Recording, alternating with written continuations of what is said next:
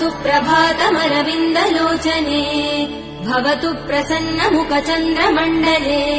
विधिशङ्करेन्द्रवनिताभिरर्चिते वृषशैलनाथ दयिते दयानिधे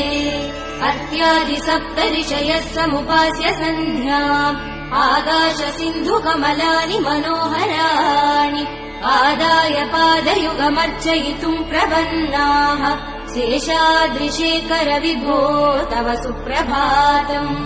पञ्चाननाब्ज भव षण्मुखवासवाद्याः त्रैविक्रमादिचरितम् विबुधास्तुवन्ति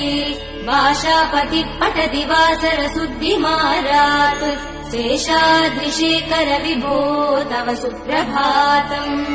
ईषत्प्रफुल्ल सरसीरुहनारिकेल भूगतृमादिसुमनोहर पालिकानाम् आवादिमन्दमनिलः सह दिव्य